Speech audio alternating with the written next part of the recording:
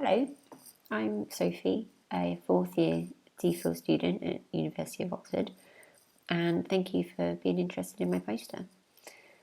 I'm working on the parameter optimizations of global ocean biogeochemical models with Samar Katiwala in the Earth Sciences Department and Cora Curtis in the Maths Institute. I will take you through section by section of the different parts of my poster. Feel free to skip forward if you like. My cursor will usually be hovering over the bits that I'm talking about, and I'll zoom in a lot as well, so you should know pretty much where I am. Okay. So as an introduction, I have been basically playing around with a relatively complex global ocean biogeochemical model called MOPS, developed by Iris Christ. And it simulates how chemicals, nutrients, carbon compounds interact with biology currents of the ocean. We've coupled it with the transport matrix method developed by Samar Katiwala, and this means that we can run an offline version. Within this ocean biogeochemical model, there's several parameters used to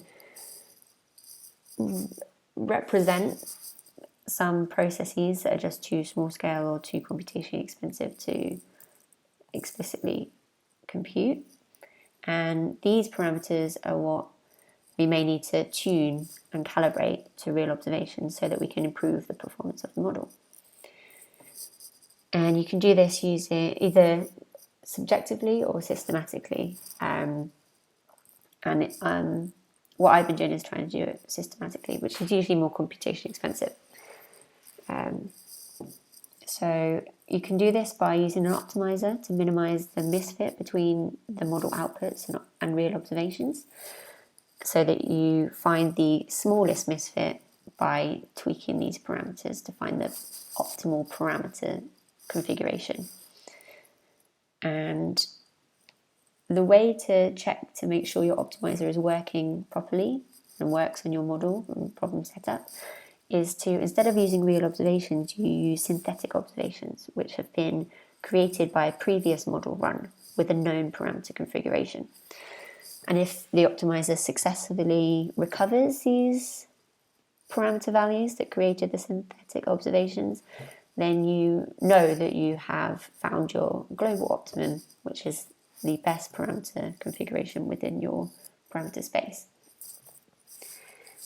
So most of what I've got shown in this poster is mainly with twin synthetic observations, because it's all about testing the optimizers and seeing how quickly and how efficiently and how reliably we can optimize such a complex model as this. And we're tuning 6 different parameters, which are explained a little bit in this diagram here, which I'll let you peruse at your leisure. And so we've now go on to the optimization.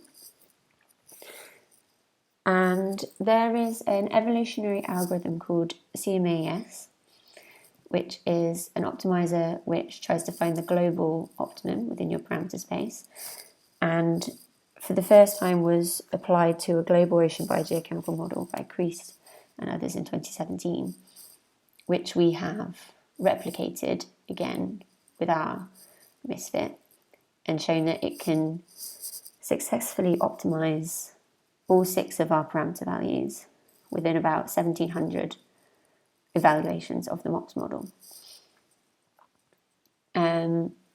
Every 10 of these evaluations can be run in parallel, so it's about 170 sequential evaluations during this optimization process, which is pretty expensive. It takes a long time, takes a lot of computational power.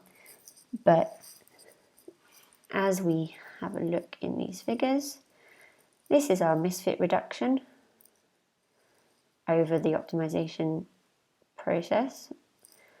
And we can see that CMAS really reduces the misfit. And it actually drops quite quick below this, what we call expected baseline, which is the what we've calculated as the misfit due to observational uncertainty alone. So these were used, this was calculated from the World Ocean Atlas standard deviations of the 3 traces that we're using in our misfit calculation, which is oxygen, phosphate and nitrate. And basically, if you drop below this line, you're now reducing the misfit to within observational uncertainty. So if these were real observations, then it may not make that much sense to actually reduce the misfit further because you're within observational uncertainty. But these are synthetic, so we can actually try and get to 0. And here are the results of the parameter tuning that CMAS did during this experiment. And each subplot is one of the 6 parameters. And you can see that they've all been tuned to within this what we call a recovery zone, which is the middle line is the target value, which was the parameter configuration used to create the synthetic observations. So these are the parameter values we want to recover. And if it gets within this zone, we've stated that we've successfully recovered this parameter value. Again here, these two are quite quick. This one here takes the longest, this K phi. We'll talk about why it takes the longest later. And yeah, all of them have been recovered by about 1,700 evaluations. Now we're comparing this is like our benchmark of what's previously done before, and now we're comparing this to a relatively new optimizer called DFOLS, which is derivative-free optimization using least squares. And this works very different to CMAS. It's more of a local optimizer where it doesn't claim to always find the global optimum within parameter space, but it has been shown that it can quite often find it. And this is a deterministic trust region based method, and the outcome does slightly rely on your starting point within parameter space. So to overcome this, we've actually started from 2 different points in parameter space and hope that we find the same place from it. And here we have the results of our misfit reduction for the 2 different DFOLS experiments. And down here, the number of evaluations is a lot fewer than with CMAS. So the axis for CMAS was 2,000, and here we actually only go up to 70 sequential MOPS evaluations. And yet we still drop below this expected baseline for both of the starting points. So there's a massive misfit reduction in a lot shorter time than CMAS. And we actually managed to find and successfully recover all 6 of the parameter values for one of the experiments, which is this black one here, within about 40 evaluations.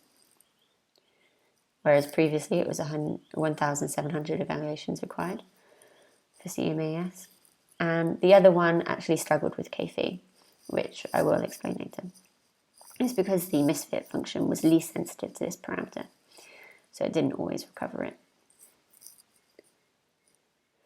But basically, in summary, DFOLS is a lot computationally less expensive than CMAS, yet will result in the same parameter configuration.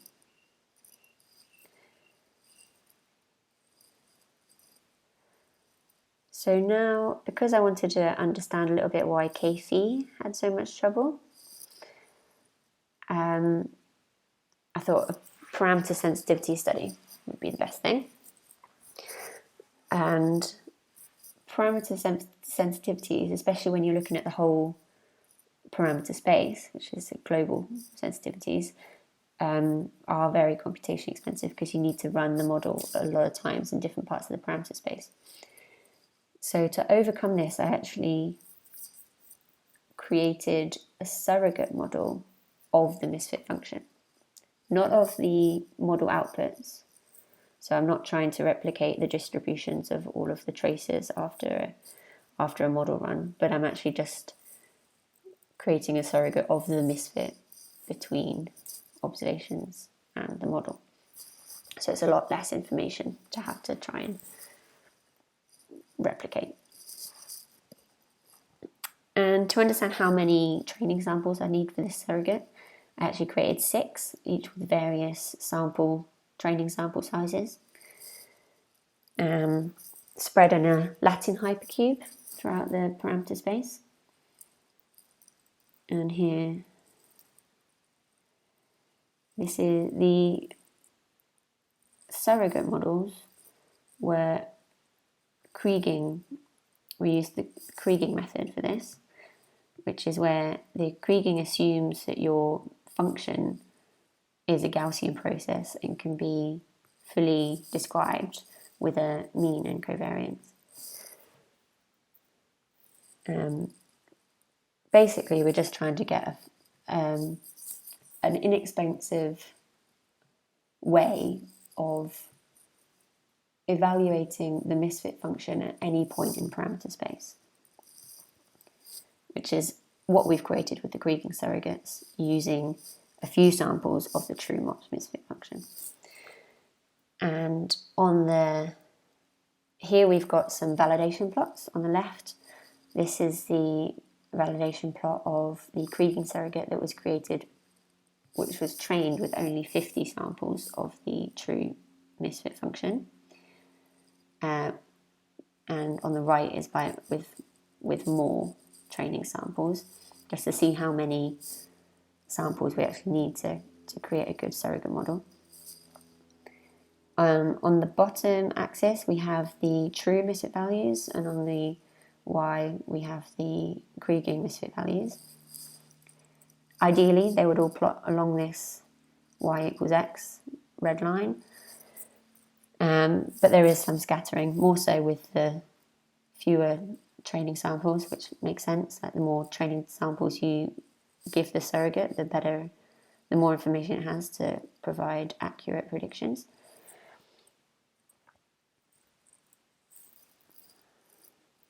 And then from these surrogates, we then evaluated them thousands of times using Monte Carlo to create Sobel indices, which is a form of sensitivity indices using ANOVA, analysis of variance method, which is where you decompose the function into variances due to different parameters. And it can actually include the cause of variance due to each parameter individually, the cause of variance by groups of parameters, so parameter pairs or even more, like 3 interactions between 3 parameters. And then you can have total Sobel indices, which are the sum of the lower indices, which basically tells you the cause of misfit variance due to one parameter, including all of its interactions with other parameters. And these are global Sobel indices, so they tell you the sensitivity of these parameters throughout the whole parameter space, instead of local, which is very specific to one part of the parameter space. So if I zoom in on the Sobel results, here we have top left the total Sobel indices, which is the variance of the misfit caused by each parameter, including interactions with others. And here we have dominated by parameter 6, which is the B star Martin parameter, influencing the speed of sinking of particles in the water column. And here we have the next one being the half saturation for light for phytoplankton. And this one here is K-phi, which is what the misfit function is least sensitive to, which now explains why we struggled to optimize it before. And actually these results don't vary that much when you train the surrogates with fewer samples. So even as few as 50 samples, which is about 8 times the number of parameters, we still get the same results as if we trained it with 110. So this just shows the robustness of this method and that we can train the model with fewer samples, therefore making this a more efficient way of creating global parameter sensitivities. And here we have first order Sobel indices, which is the parameter influence on the misfit variance, excluding all interactions with other parameters, which shows a similar story with Det-Martin and half saturation for light being most dominant. And then if these results are comparable to some local sensitivities I calculated, which was basically just a perturbation experiment where we kept all of the 5 of the parameter values at their twin reference values and then perturbed one other by 10% of its range, and then saw what the change in the misfit value was. So this is a local indication of the sensitivity because it's just at one point in the parameter space. And here are the results for that. Again, showing B star and half saturation for light being more dominant. However, this one here, which is the mortality of zooplankton, was actually given a little bit more dominance than previously seen by the Sobel indices. So, and this is just specific to this point in parameter space. So this may give the viewer more importance to this parameter when actually in a global sense it has less influence. But again, it tells the same story with K-phi being very low. And then down here we have so much more information provided by the Sobel indices, which is the misfit variance due to specific interactions between parameter pairs. And here we have the B Det-Martin parameter and IC interacting together is one of the dominant causes of misfit variance when you think about parameter pairs. And again, we have the B star again, but this time with the fourth parameter, which is mu-zoo, the grazing rate of zooplankton. These Sobel indices just give you a lot of information, and there's more within it that you can show as well, which is third order Sobel, which is where you include another parameter in each of these groups, and then fourth order, etc., etc. So there's a lot of information held in these Sobel indices, and they can all be created by a relatively inexpensive Kriging surrogate model of the misfit. So yes, in conclusion of that, Sobel indices are robust, provide a lot of information, and can be created inexpensively with a surrogate.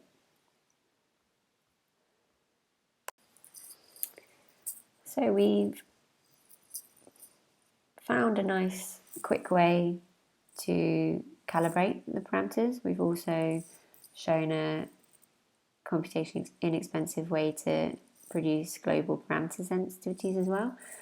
And yet this still wasn't enough. We wanted to see if we could make the process even quicker or more computationally inexpensive, because I am aware that the MOPS model that we're using is actually quite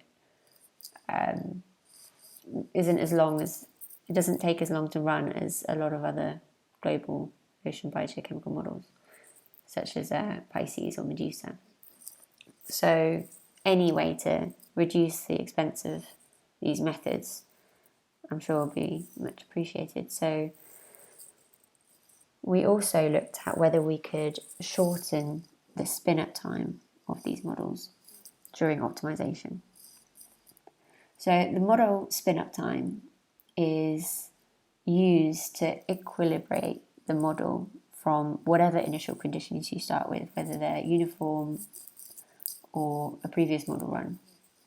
And they usually run up for about at least 3,000 years, so that everything can mix and all of the currents can take the traces to where they need to go, even to the deep North Pacific at the end of the conveyor belt.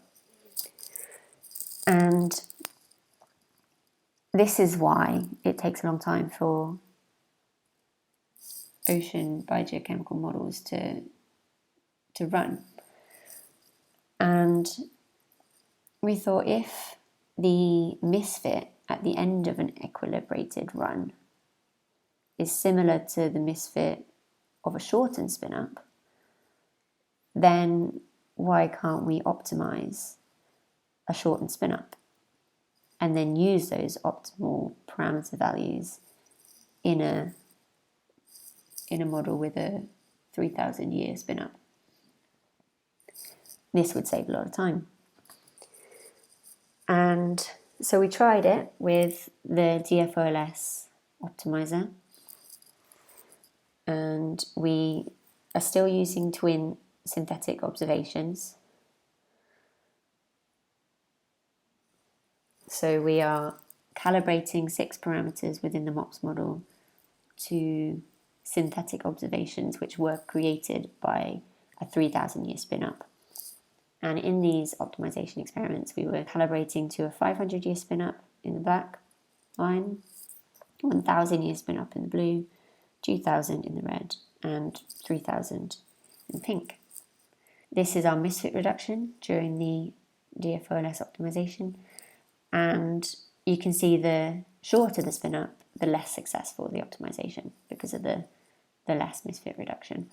We barely have any improvements with a 500 or a 1,000 year spin-up, and the 2,000 year just about makes it under this baseline misfit, which is the misfit due to observational uncertainty alone. And then the 3,000 obviously does the best with the most misfit reduction.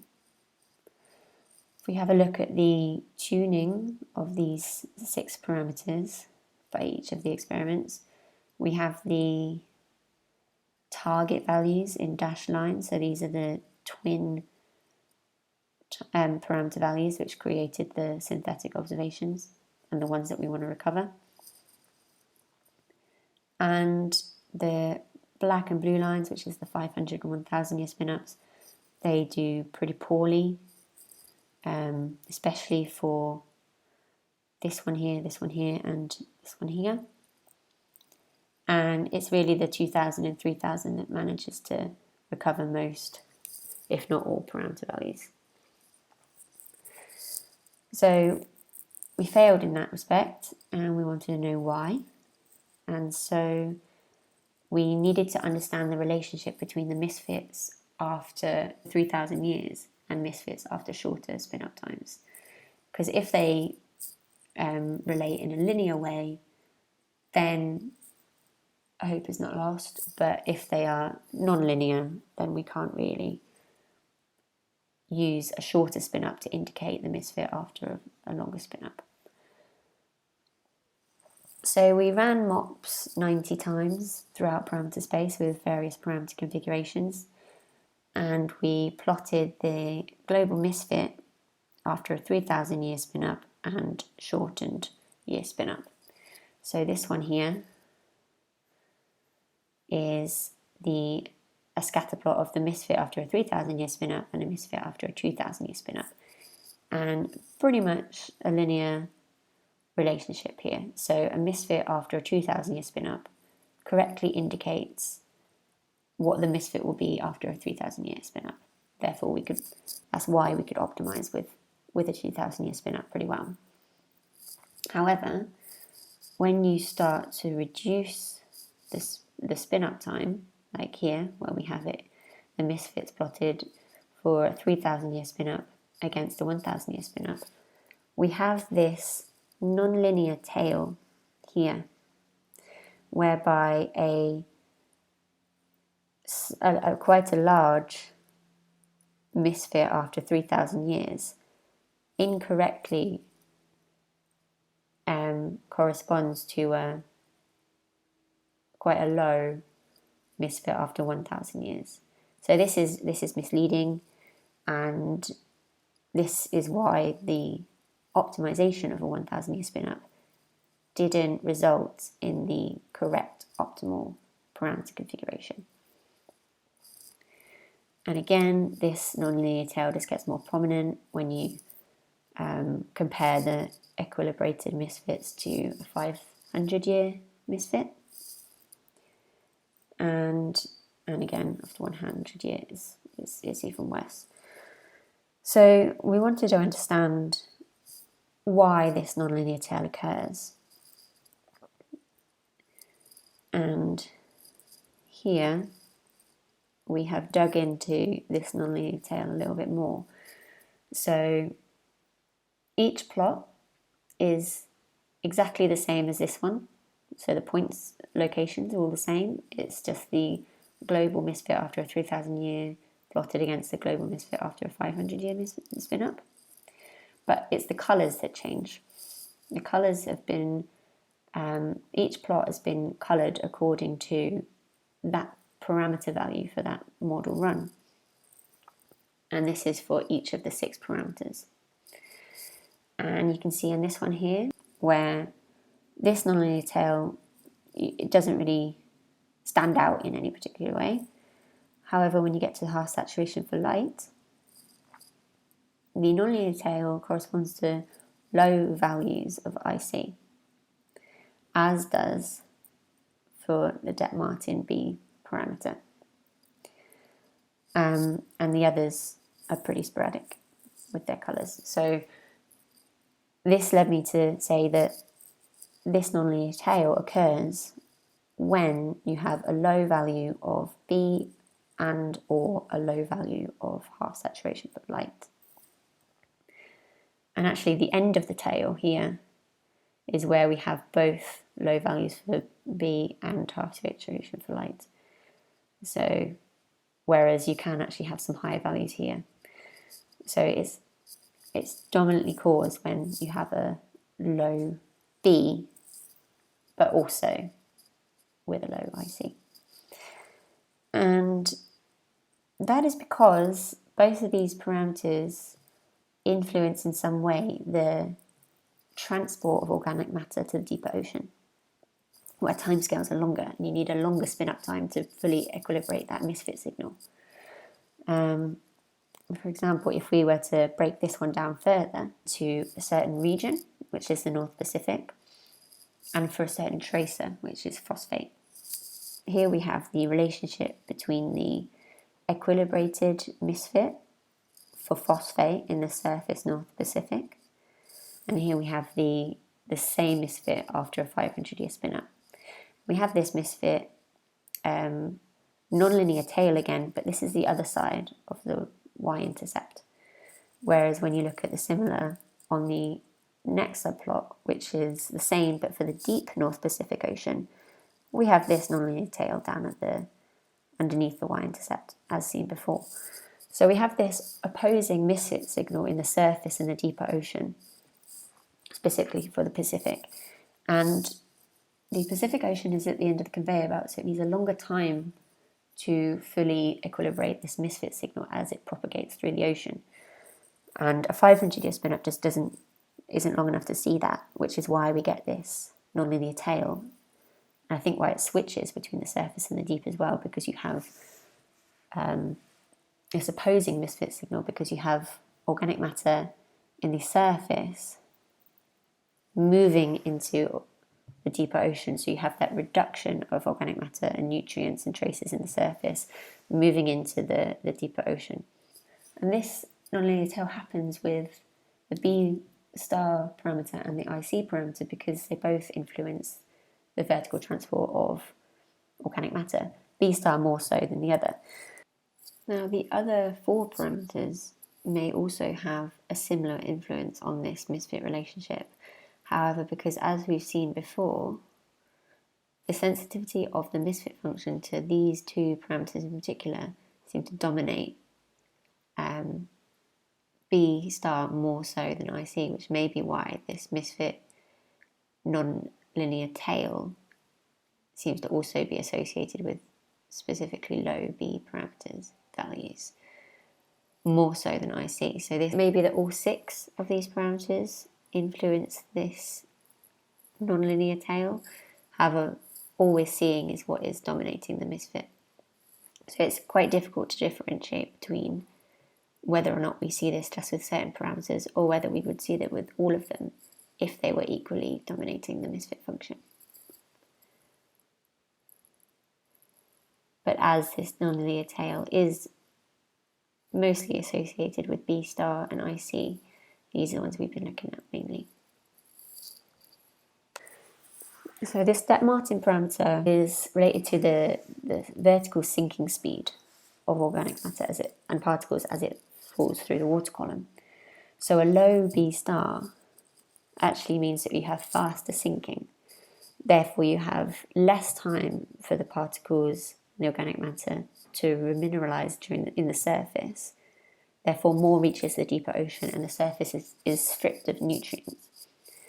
And as more reach the deeper ocean, you have more being transported along the conveyor belt towards the deep North Pacific.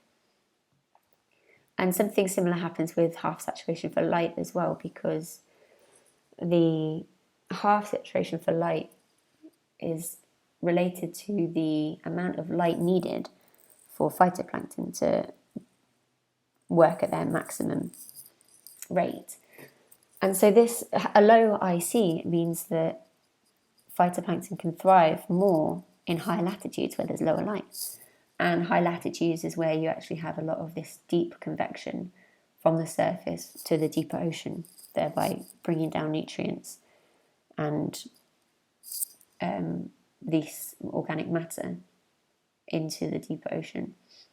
So it has a similar but not as strong effect as the Debye-Martin value. So in conclusion, sadly we couldn't optimize the ocean biogeochemical model with a shortened spin-up, at least not below 2,000 years, because we were optimizing 2 parameters which influence the flux of organic matter into the deeper ocean. And a shortened spin-up just didn't allow the misfit to equilibrate enough for us to find the optimal parameter values. So it's a shame, but it definitely indicates that we need to be cautious when shortening any model spin-up times, especially in the context of optimization. So that is my poster. Thank you very much for listening, and I hope you found it interesting. Please let me know if you have any questions.